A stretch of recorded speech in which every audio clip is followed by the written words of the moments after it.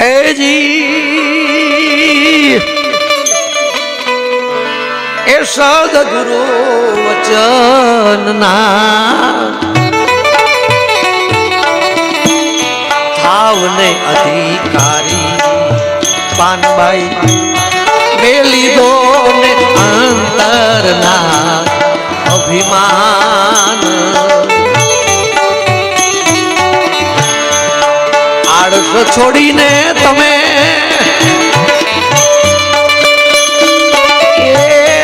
આવો રે મેદાનમાં પાનભાઈ એ સમજો ને સદ ગુરુની શાન એ અંતર એ ભાંગ્યા વિના ઉભરો નહીં આવે પાનભાઈ એ પછી તો હરી દેખાય સાક્ષાત સત્સંગ રસ તો અગમય પાર છે ને એ પીવે કોઈ પીવન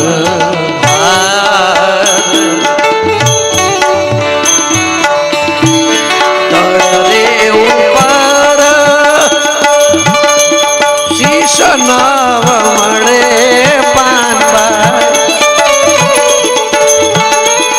તળરે ઉપર શીશ નવ મળે પાનભાઈ એવો ખેલ છે ખાંડા ગિરિધાર અમે તમે એ આ તમારું શીશ રે ઉતારો પાનભાઈ તમે અમે આ હું આ મારું એ મૂકી અને આ મેદાનમાં આવો પણ આવું બહુ અઘરું છે ખેલ ખાંડાનો ધાર છે સદગુરુ વેચાય વેચાવાનું છે બેભાન છોડી દેવાની અને તો તમને એ રમાણું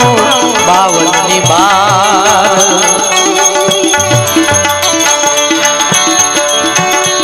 બેભાન મટી જાય ને બહુ ઇકોનો કરશો પછી શું થાય શરીર મારું નહીં ન રહ્યું નામ નહીં એનો મોહ નહીં કાંઈ નહીં પછી 52 બાર એટલે આપણે બધા 52 ની અંદર ફસાઈ ગયા છીએ 3 ગુણ એટલે રજોગુણ તમોગુણ અને સત્વગુણ 3 ગુણમાં છીએ 5 પ્રકૃતિ માં આપણે વણાઈ ગયા છે પ્રકૃતિ અને ગુણ એને જ કારણે આવન જાવન છે 25 તત્વો 5 વિષયો 5 તત્વો આ દેહ આ મન આ બુદ્ધિ આ ચિત્ત અહંકાર આ બધું ગણો એટલે 52 થાય એ 52 માં આપણે બધા છીએ વાંટા મારવી પણ એક વખત કે છે ગંગા સતી પાનભાઈ ને કે પાનભાઈ આ ભાવ મિટાવી દો શરીરનો ભાવ મિટાવી દો કે છે ગંગા સતી પણ શાન કોની એ સદગુરુની છે તો સદગુરુની જે શાન છે એ જો સમજી જાવ ને અને મેદાનમાં એક વખત આવી જાવ શીશ ઝુકાઈ ગયું પછી તમને 52 ની બાર રમાડું તો 52 ની બાર શું છે તો કે કેવલ એક અક્ષર બ્રહ્મ છે જે 52 માં નથી એની બાર છે ઈ અલખ ઈ પરમાત્મા ઈ ચૈતન્ય ઈ બ્રહ્મ એની ઓળખાણ કરાવું પણ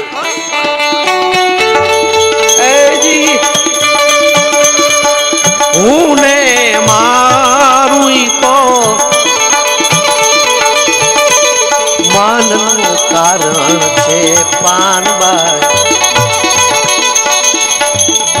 મન જ્યારે એ મરી જાય ગંગા સતી એમ બોલ્યા રે પાનભાઈ ત્યારે હતું રે તેમ દર્શાય હતું રે